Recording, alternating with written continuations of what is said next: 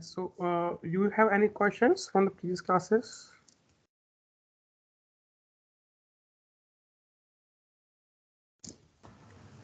Okay. I'm still Yes. working out, so if anything, I'll. Oh, sure.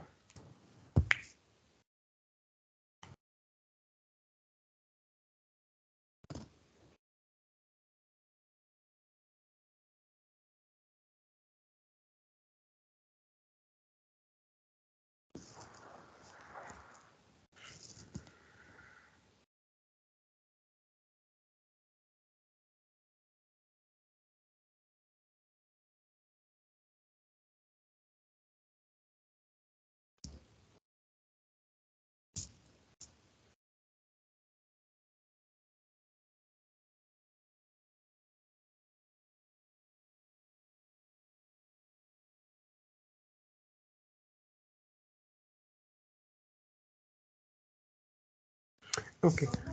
So in previous class, we were learning about the IAM, and we had seen what is IAM users. I have presented a demo as well by logging into Microsoft Edge, and that particular user were only able to access the S3 service. Okay.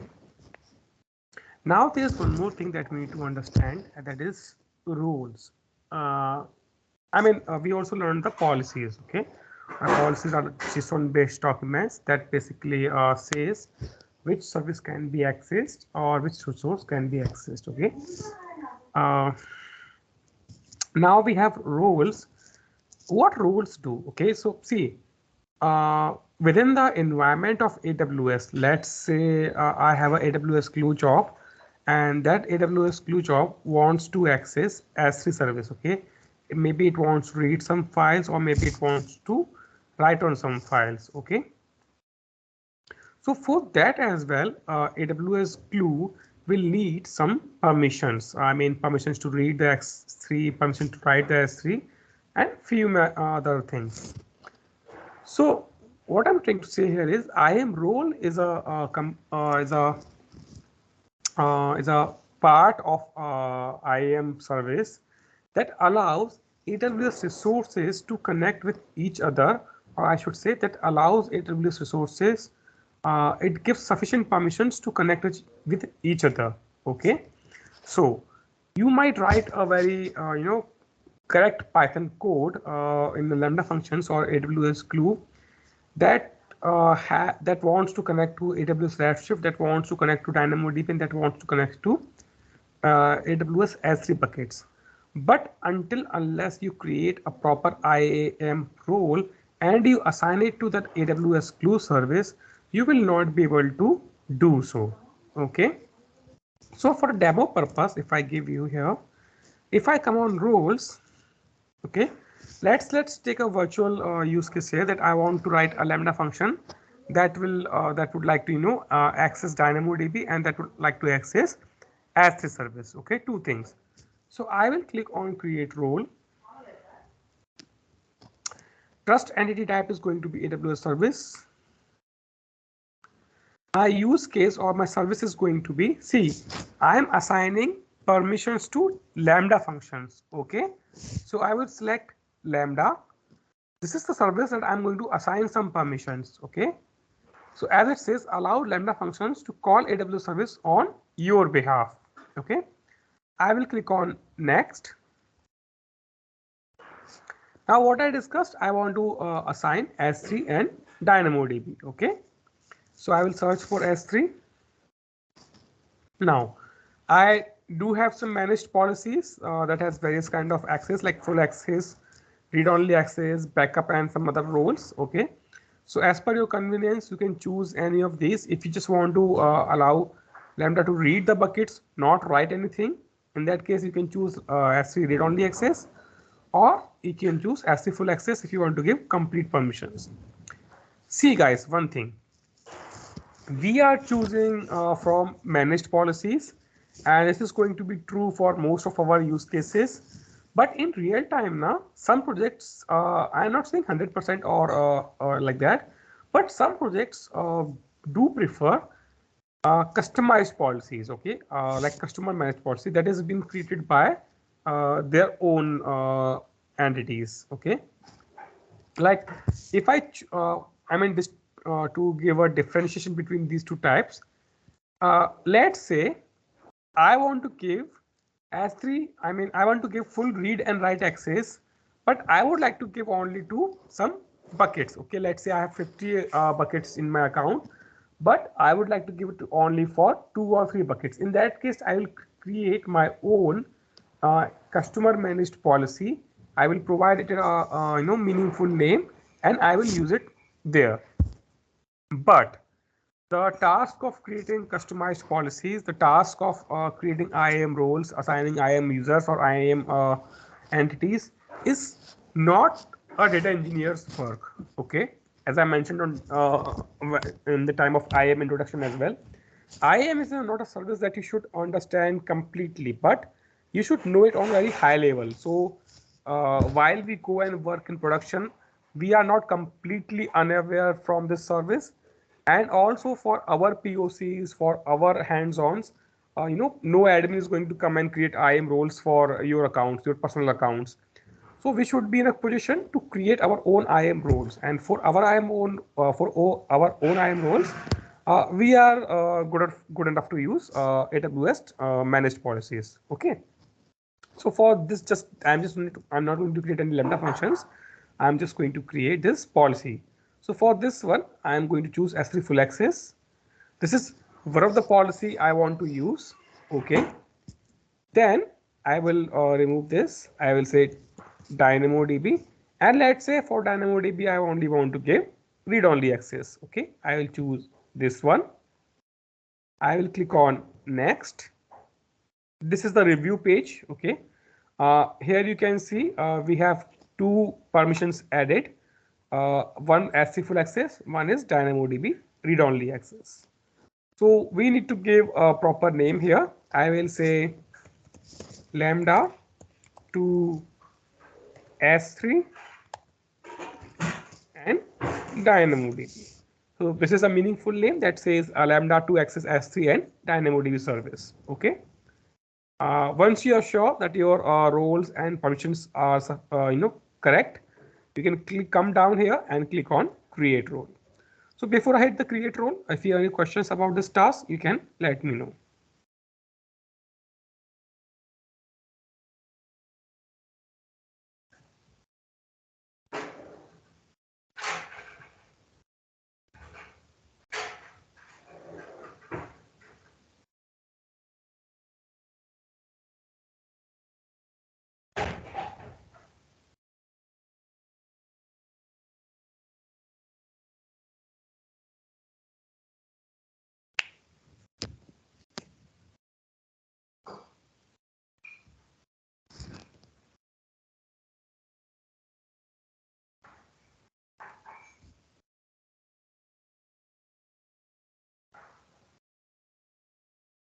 Okay, I hope whatever I have mentioned, it's clear to you. You can ask me any questions because this can be confusing. Okay, yeah. Now, one more thing that we need to absolutely clearly need to understand, that is the difference between IAM users and IAM roles. Okay, so to summarize this, IAM users are created when you want to give access to some human person or third party tools that wants to connect to your AWS account or your AWS services. Okay, IAM roles are created to allow access your AWS resources within your AWS accounts. For example, Lambda wants to access S3, Glue wants to access Redshift, Redshift want to access S3. So all these services needs permission first, then they can be executed. Okay, users for third-party softwares and humans, and roles for AWS services within. Okay, I'll create this role. IAM role creation, IAM user creation is completely free of cost. Now, third thing, that is policies. Okay, I have already given a glimpse at what policies looks like. But let's create our own customer managed policy that will give you more ideas. Okay. So already we actually, I mean, if I filter on AWS managed policies, we have around 1178 policies. Okay. For our work, these are more than sufficient. But I mean, if you just give this one admin, administrator access, I should have it.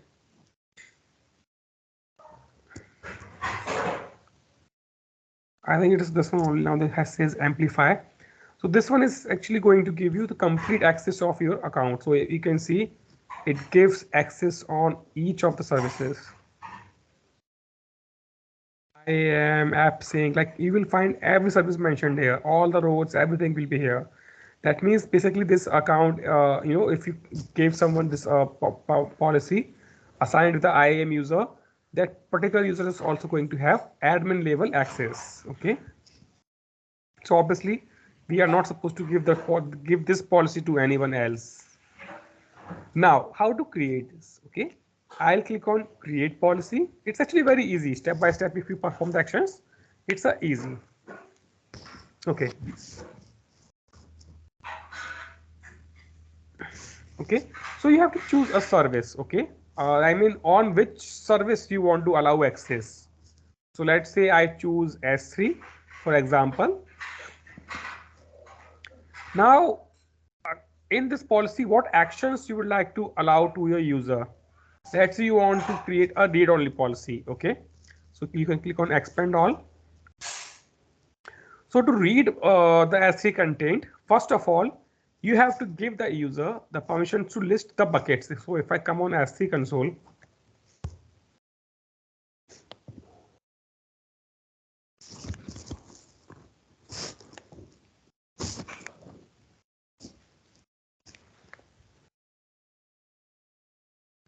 so see this action. Okay, this action actually where I have listed all the buckets. This action is called list action. Okay, so I'll come here and I will say list bucket. This is the first thing I need to give that particular user. Then I have to give him permission about the reading the objects. Okay, so the policy name is get object, and there is one more thing that I need to give.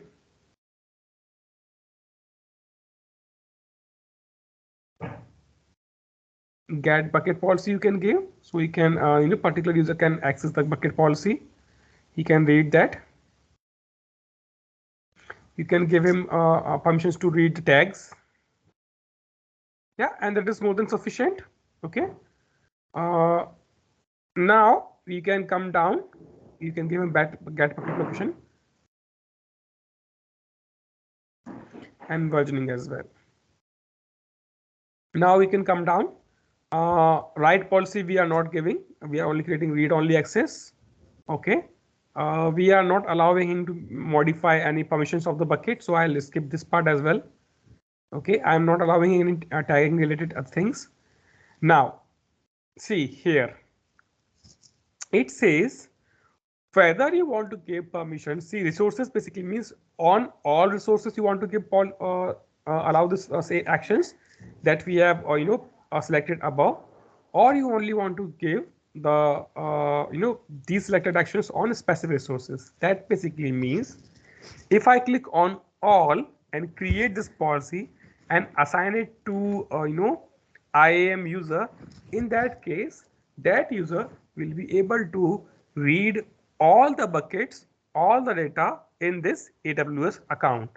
Okay, but if I say it's specific and add ARNs in these two paths, okay, so I click add ARNs. I'll have to get the buckets ARNs here. So let's say this one. In the properties, I will find ARN and here I will paste it. Okay, I have to give bucket name here only. That's all they want. Now if I click on add ARNs and if I click do the same activity here,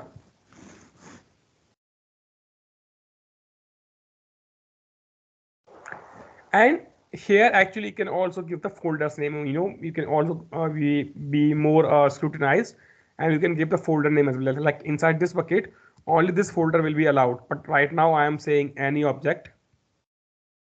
Okay, and if I do this, this basically means if I click on next and create this policy is only going to allow, if you assign this policy to some IAM users or IAM roles, this policy is only going to allow read access first of all, and to read only also it's only going to allow to read data from this specified bucket. You can put comma and you can add more bucket names here if you want. Okay, I'll click on next. I mean, before I click on next, if you have any questions.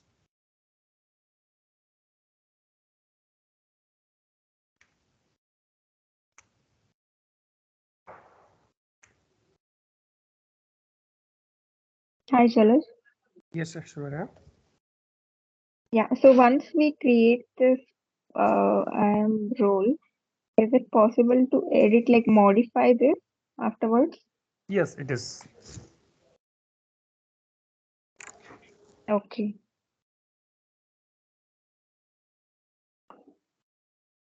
So once we modify it and whoever the user who gets assigned to it, their permissions will be modified, right? Once we modify this. Yes, yes. So it's actually immediate effect. So as and when you uh, assign or remove the accesses from the IAM users or roles, they will be taking effect immediately to all the users.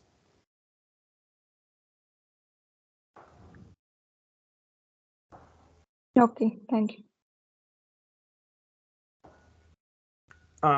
Okay, so as you see now in this part, okay, I mean, you guys no need to memorize these things. Okay, I have worked on these things from many years. That's why I remember these things.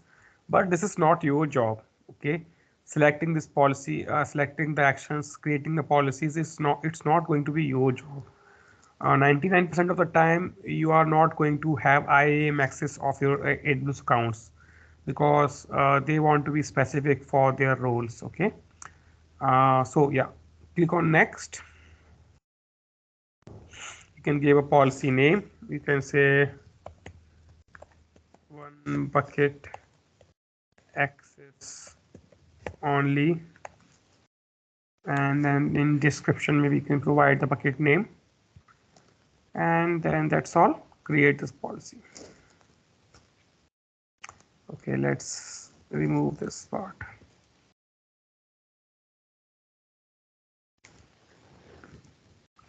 So now this is created. If you search this thing, you have one bucket access policy that I created just right now, and it says it is only for this bucket. So this is how IAM users, IAM roles, and IAM policies work. If you have any questions, you can think for a minute or now. Otherwise, you can try hands-on and come back to me with the questions. Because after this, I'm going to start Python.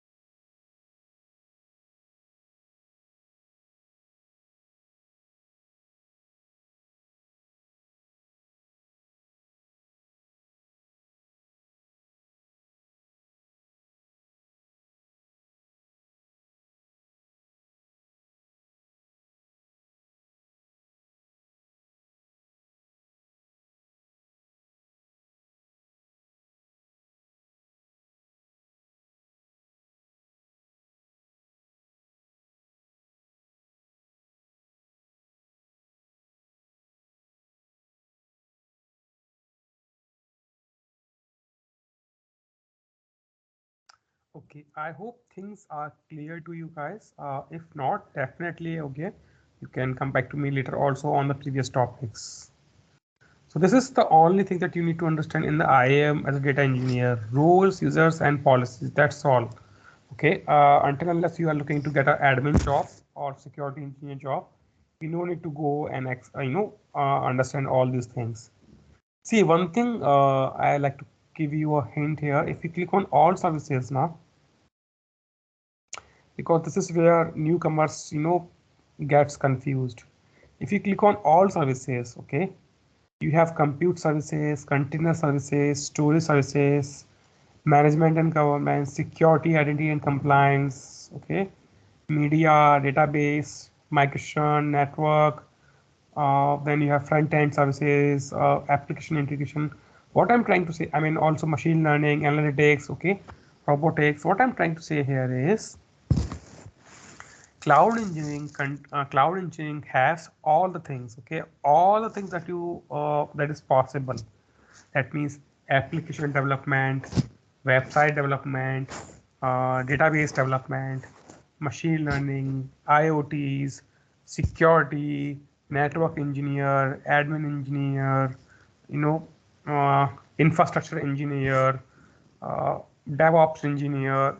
There are multiple domains, and if you will try to learn all of them, that is not possible. Yeah, I mean, you guys understand this thing. You cannot be each and everything at the same time. Okay, we have selected this course for the data engineering purpose, and we will focus on that part only. So if I am saying these three topics are more than enough for IAM, trust me, for now these three things are enough. Uh, do not waste your time exploring other IAM pages or other IAM features and facilities. There are many things, okay?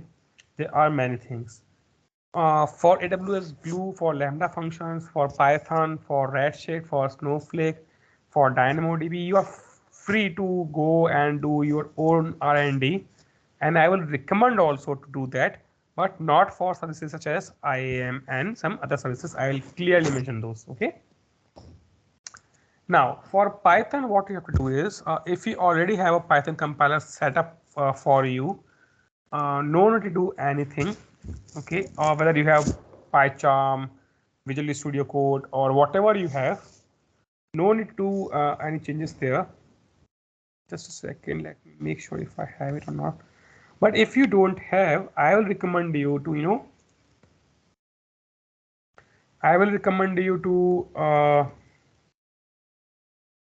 get this tool. I will just give it to you.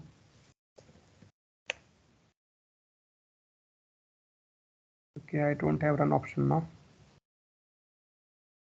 Yes, okay. So come here and click on type download Anaconda. It's a free tool. Download this for Windows Edition. I mean, whatever laptop you have accordingly. So download this. Once it is downloaded, why it is 0.0. Okay, it might start in a few seconds.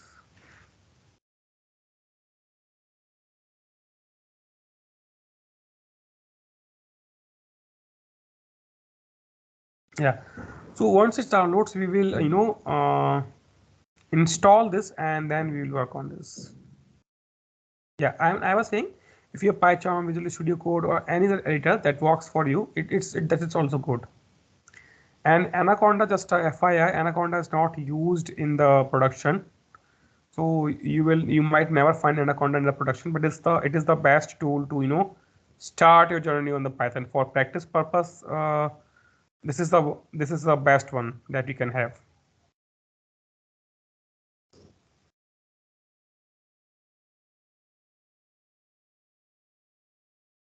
Jalaj, quick question. Not regarding the IAM. So if we are a root user, right? So we can play everything with the IAM, right? We don't have, will be not having any restrictions. Yes. No. See, when you create your account now, basically you are the admin of your account. You can do whatever you want. just make sure as a warning also that do not let first of all, do not launch any service until unless you know it completely, its cost also. Okay. Then if you have opened it, then please make sure to close it as well, because you might get a humongous bills of lakhs and lakhs also. Okay. I will recommend you to go on this page, AWS free tier. I just placed in my file in S3 bucket, so that is fine, right? Nothing will happen. Just two files. S3 is fine, up to 5 GB. S3 is fine, and S3 is not going to give you humongous bills.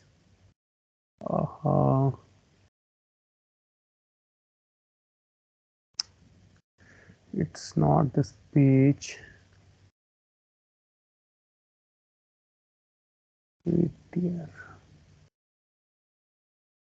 Free tier categories. If I click on this,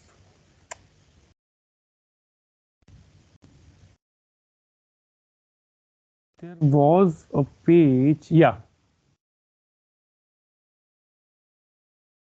No, this is not the one. I'll find out. Basically, it is, yeah, it is this one only. So here actually, you can type a service name. Let's say, I mean, you can see S3, it clearly says 5 GB in the free tier, 12 months free. Okay. EC2 instance, 750 hours free for 12 months, but there, there's a restriction. You need to learn this completely. 750 hours of T4G small instance. I mean, if you launch Macintosh or Windows higher end engines, those will be chargeable. So you can come on this page and get the service cost here. Let's check our downloads. A minute left.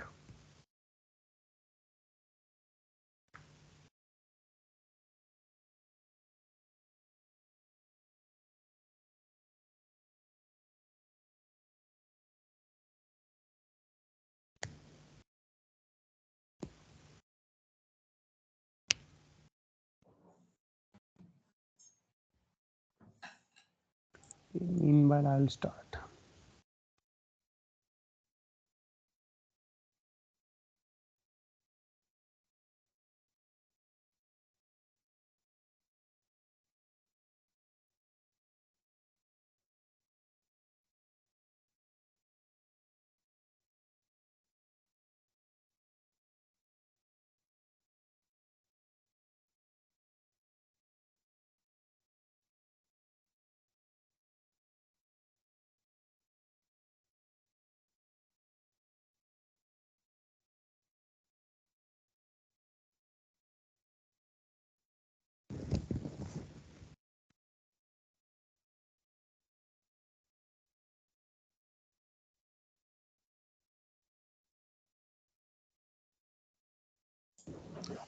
Hi, Jalaj.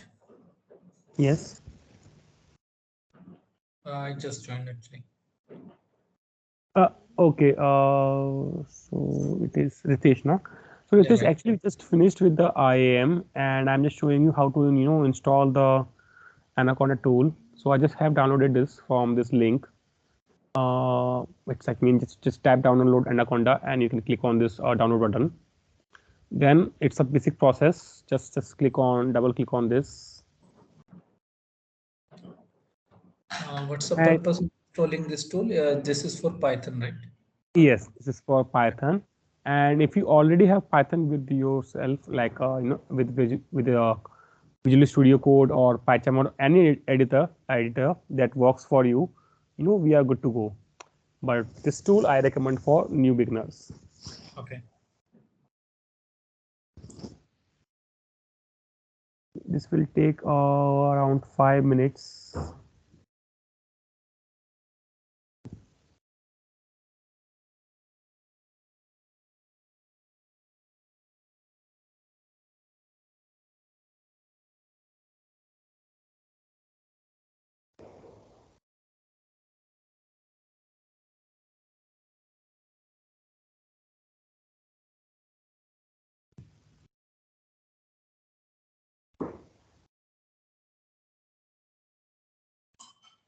Jalad, where I can see the recording of the previous sessions? Oh, here only. The first class recording will be with Ganesh. He will share with you, but the others you can find it here. Okay. Okay. In the chat box only. This is like first, second class, and that was the third class. So every time I cut this call now, our recording will be saved here. Okay.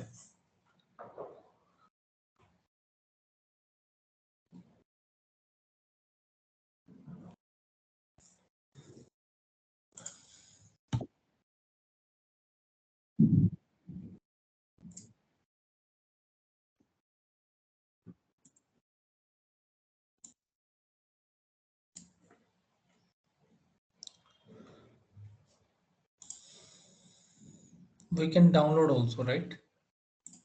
Yeah. I'm recommending you download only. Download Anaconda, install this.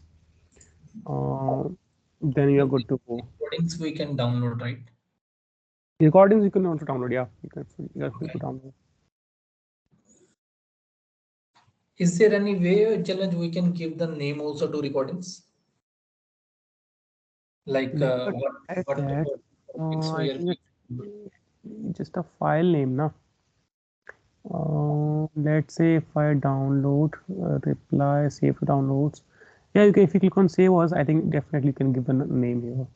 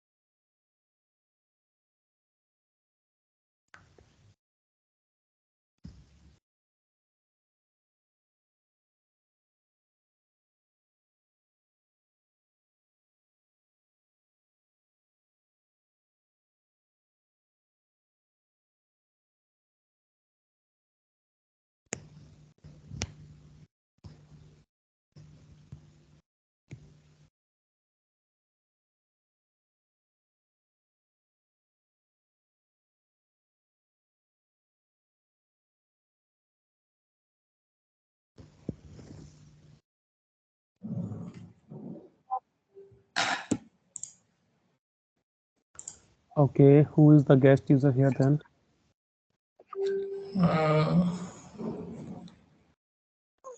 It's me, Jalaj.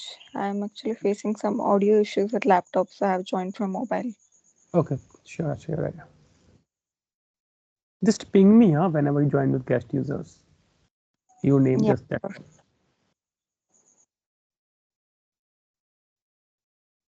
Okay, this is done. Next. So see, Anaconda has two ways of opening it. Okay. If you just come in the search box and type Anaconda here, you will get this Anaconda prompt and Anaconda navigator. So see, Anaconda, if you see this, its size, now it's actually increased a bit more. If you see here, it's almost a GB of application. Okay. So I will recommend to simply type Anaconda and use Anaconda prompt. In the side here, this is also getting launched. Okay, let's not confuse this.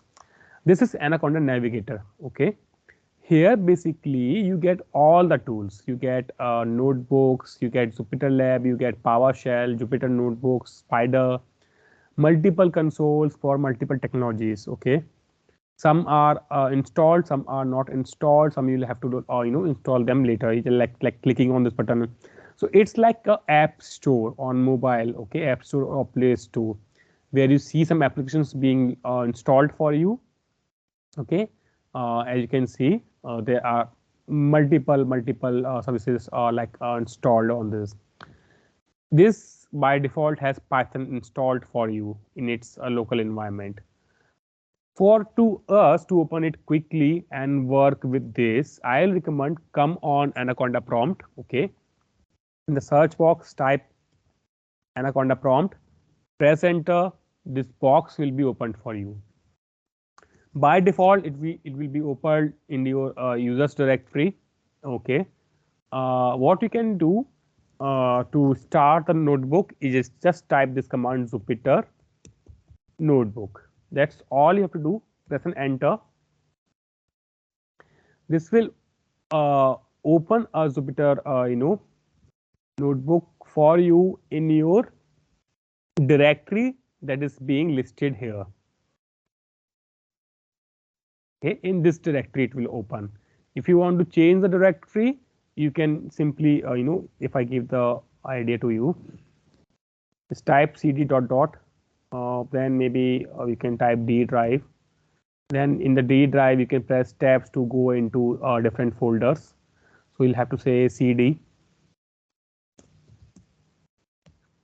Now you are in this folder. Now if you type Jupyter Notebook command, it will open and save all your codes in D drive in this folder. Okay. Why I'm telling this? Because after you save it, you have no option to move it or save it somewhere else. That's just that why. I mean, definitely you can come out here like this and you can go into C drive and you can come in as users and admin. From here also you can take that note and save it somewhere else, cut, copy, paste. Okay. But just in case if you want to change the drive, that is also possible. Just optional thing. Now, this is how its first interface will look like. What you have to do is click on this button new in the right hand top corner. Okay, here my cursor is here. Click on this new button and open Python 3 kernel.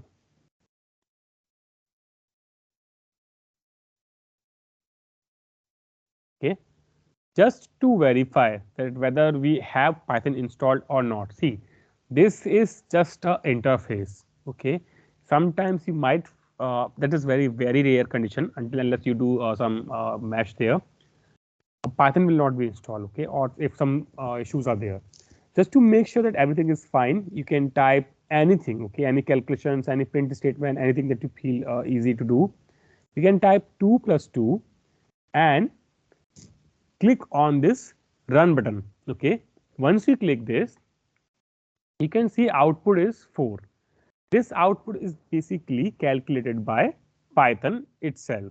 Okay, this is a nice trick in Python. You can say you have you no need to mention any variables, you no need to mention any output variables, you no need to import any external libraries. Such basic things you can do directly. Okay, or you can just try print hello. See, it is printing hello correctly. That means our code is actually getting executed. So if I do a syntax error knowingly, and if I try to run this, it will not work. It will clearly say syntax error. That means your Python is correctly set up. Your Jupyter notebooks are correctly set up. Okay. Now I will remove these cells by clicking on this button, and we will work on clean sheets. One more thing, as of now it says untitled. Definitely you can give a meaningful name here. Let's say I say Python demos. Okay, I will click on rename. This works fine. These notebooks are being automatically saved, so you no need to press any Control S or anything else. These are automatically saved. Okay. Now,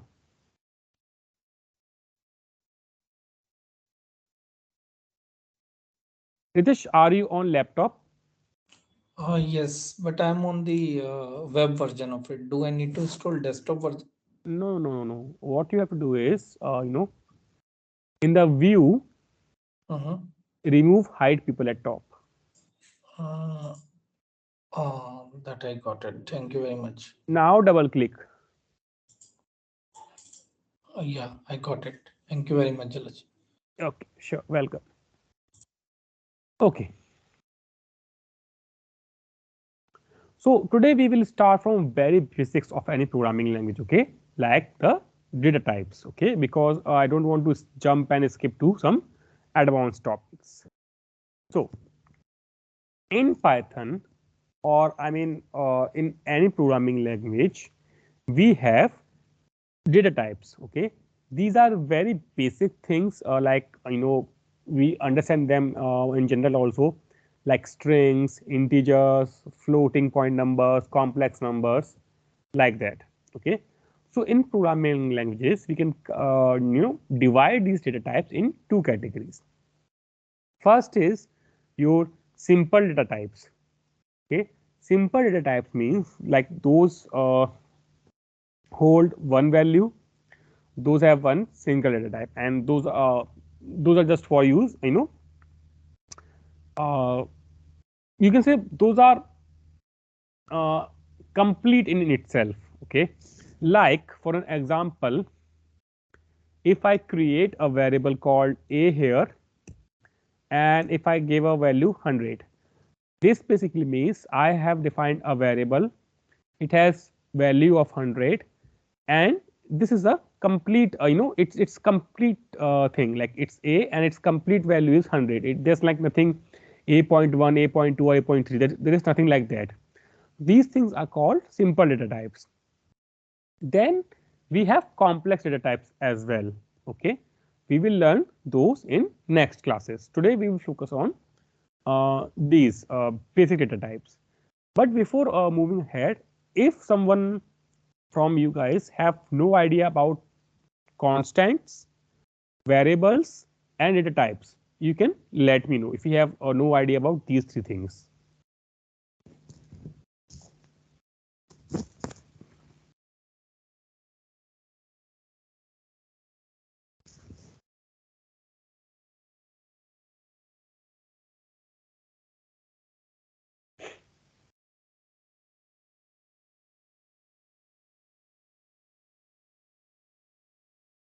Okay, silence, I assume that you know these things, okay.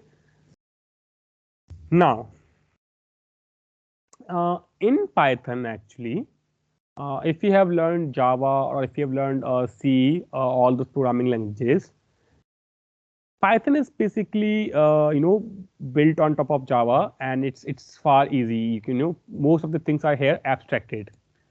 So like in C, if I want to create a variable, okay, I might have to define int here, that means the data type of the variable. Then I might have to define the variable name here, that means a. Then I might define the variable's value, and if I define a variable a with an integer type, then maybe in the future of my program I will not be able to populate some floating point numbers or populate some string types in a. But that is not true in Python. In Python, variables are absolutely flexible. You can simply choose a variable name, define some value for that, and based on the value, understand, based on the value that we give to a variable, a data type of the variable will be defined here, okay. So for practical, let's execute this code. And here it says the type of variable having value 100 is class int. That means right now the variable a at this position is an integer type, okay. And to get the type of a variable, we have to write this type function. Type function, inside the parenthesis, if you give a variable name, it will return you the type of the variable that you are trying to use, and it is very important and very usable, okay. So for a more, for to get a more clarity, let's execute the second part. I will pick this, it's the same statement down here. This time I'm defining a variable called b, and its value is 10.2345, okay. If I execute it here, you see this time I get class as float. Because Python's interpreter intelligently identifies that there is a decimal point in between. Hence, this cannot be an integer variable and it has to be a floating point number. Okay. So we are not giving anywhere that B has to be a floating point type, but by default, it is being taken care by Python. Now, third example, let's take.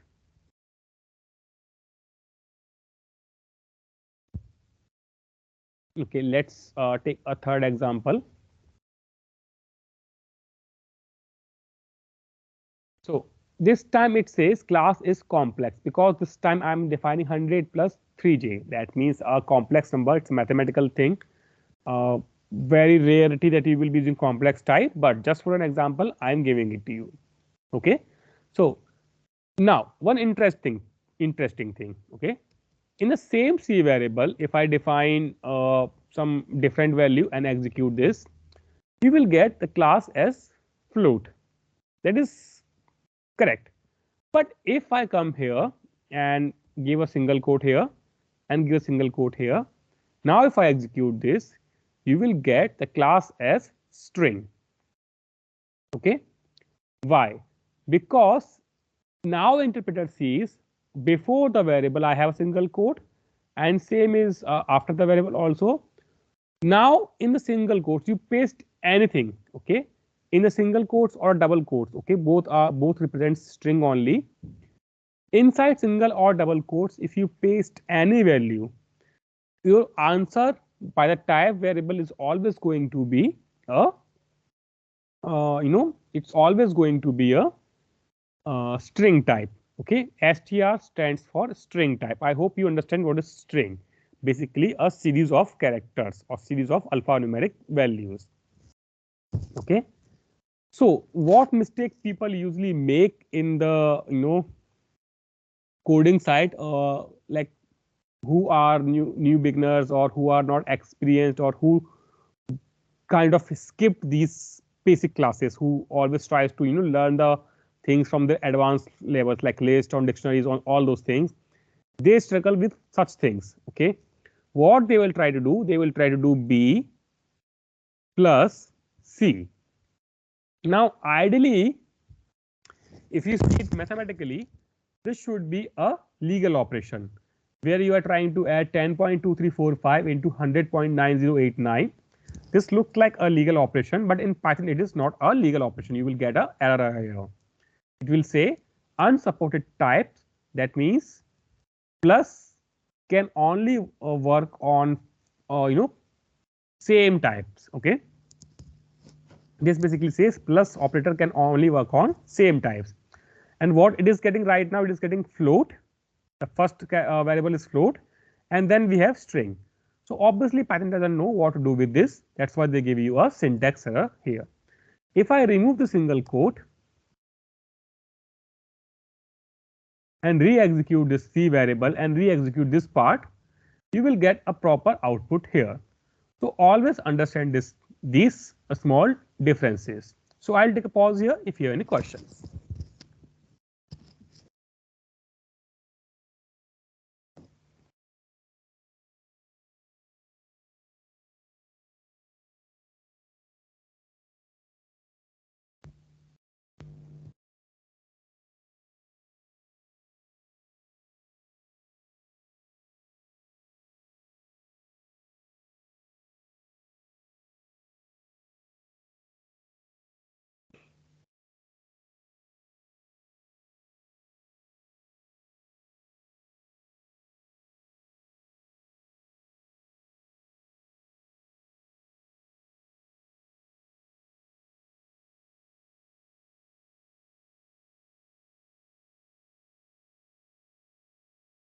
Okay, in that case,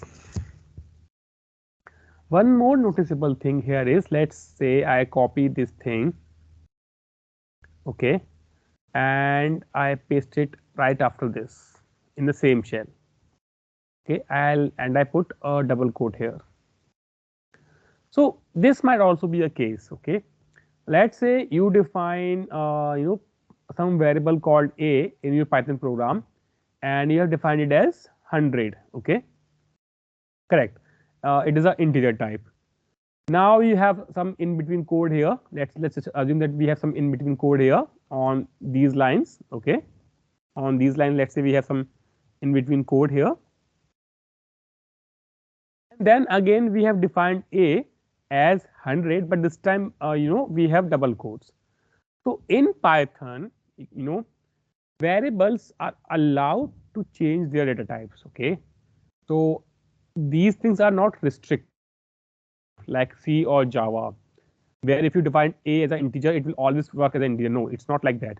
If you define a as an integer above and then you change its value, you define it as string, that will absolutely work. So if I execute this code, you will see the first time when it was executed, its value was in integer class. Second time when it got executed, its value is in string class. Okay, so you also need to understand this thing. Like these are very basic things, but when you actually code into production or you code into your job now, we guys are, suffer a lot with these things. Like we are writing a huge program, and then we get some type errors or data type mismatch errors, and we are thinking that I have defined a as an integer only. Why it's giving me error? Like code is stupid or Python is stupid? No, it's most of the time that we are making mistakes here, and we have to be, cautious here, and we should be very absolutely clear with our basics. So moving ahead.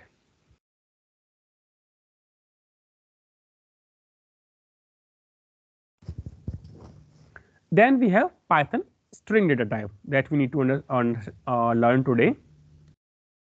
So in Python, strings, as I mentioned, can be defined two ways. Okay, for any variable, if you give a single quote with any values or a double quote, you are defining a string. So if I execute this code, the output will be printed here, and it says string in a double quote or string in a single quote. Both are absolutely correct. Obviously, if you have any single quote in between, let's say you want to print something like this, okay, quotes or something like this, like with a single quote and then this, then you will have to use double quotes. This will be correct for you. And if you want to use double quotes in your string only, then you'll have to say something like this. Okay, then this will work for you. Now it says string in double quotes with quotes printed, and then string in single quotes. In case if you would like to use both the single and double quotes in the same string, so for now let's perform on this. I'll say in a double quote something like this. In this case, this will give a syntax error to you. So to avoid this thing, we'll have to use a escape character, that is a backslash. If I type a backslash here, okay, this backslash will tell the compiler that this single quote is not trying to indicate the end of a string, but it is trying to indicate that this single quote we have to ignore for the end of string. So if I execute this, you will get a proper output like this.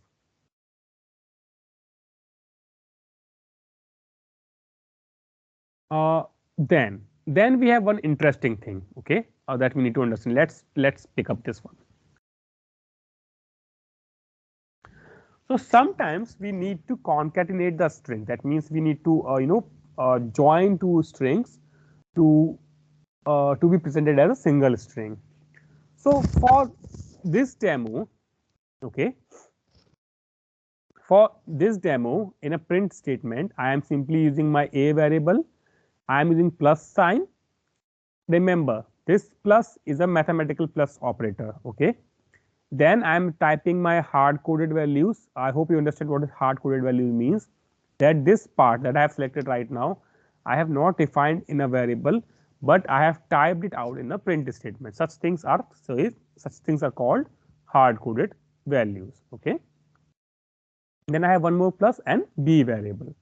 If I execute this, it will work absolutely fine, and it will give you output as desired. String in double scoped. Then I have space, and it says concatenated with string in single quotes. It looks correct to us. But what if I have such situation? Okay. What if I have such situation and I would like to say I have, okay, and let's modify this as well. Let's say my intention is to say B variable that will print I have, then I say plus, okay, then I say A variable, then I say plus and some hard coded values, let's say fruits. Now ideally, I mean if I double code this, now both A and B are both are like a string only. If I execute this, what, okay, I have to re-execute this. If I execute this, I will get a message that it says I have 100 fruits. Okay, it looks good, but what if in my program this 100 is defined as a numerical value? Okay, now as I have shown you above, a numerical value, integer cannot be added with this string C. When we have plus sign, and if it's left operator and right operator, that means it's left side plus right side. Okay, this will work fine when your left and right are equal data types. Okay, be it float, be it integer, or be it strings. So in case of mathematical things, like it will add up the numbers and it will give the results. And for the string types, as you have seen, it will append two strings or it will join two strings to create a single string. But when we have mismatched data types, it will give you an error. Like this case, we have an integer, we have a string. If I execute this,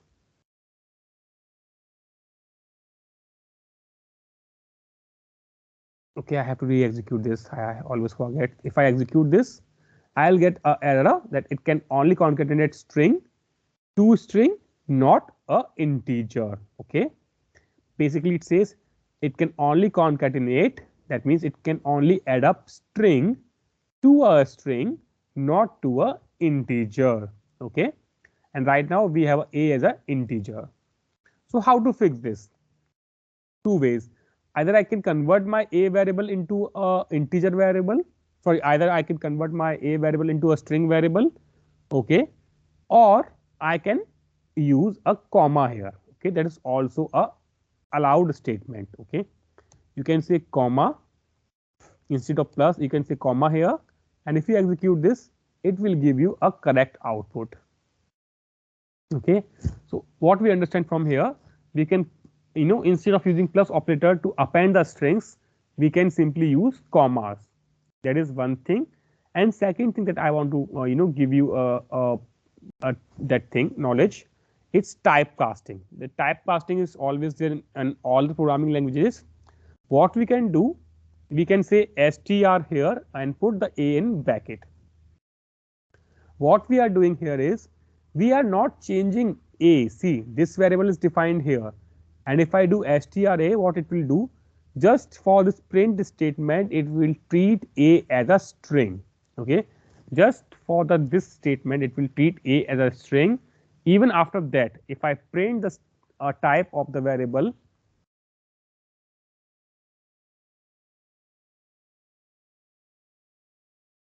see, understand here, I am printing the type here also. Okay, so I will execute this block, I will execute this block, and now you see the answer.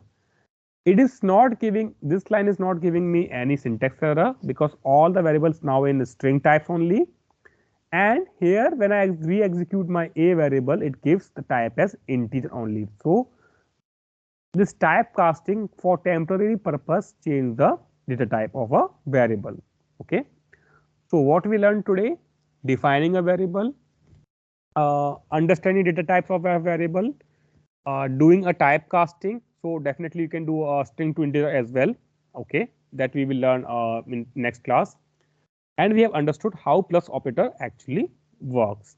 So if you have any questions, you can let me know.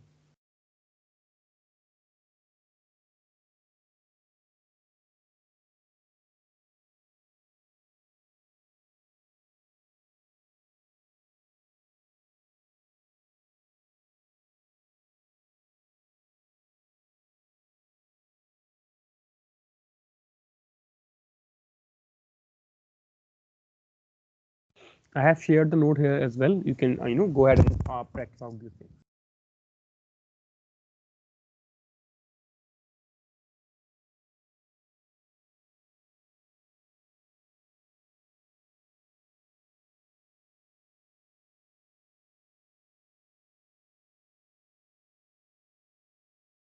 So yes, if you have any questions, you can definitely let me know. I mean, any doubt, anything that went over from your head, anything where you're confused, you can let me know. And yes, these are very basic things, okay? But trust me, if you want to be a good programmer or a good data engineer, your basics should be absolutely correct. You should understand these things absolutely perfectly, I will say.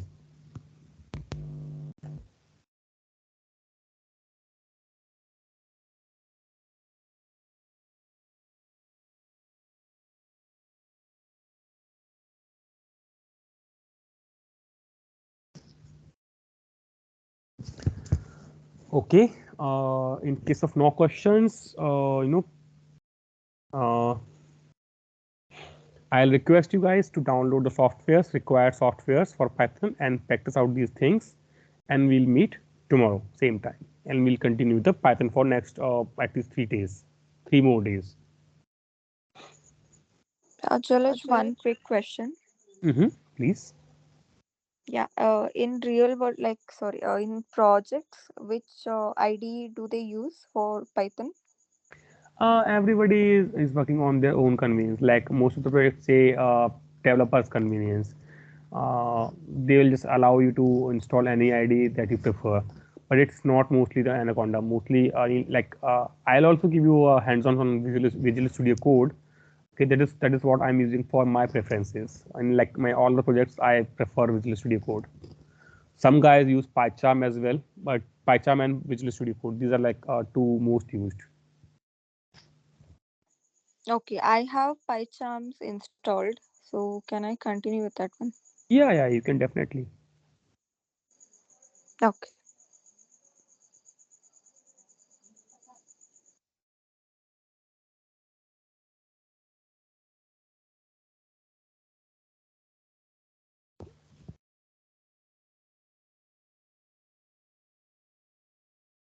Okay, in that case, thank you guys. Thank you for joining.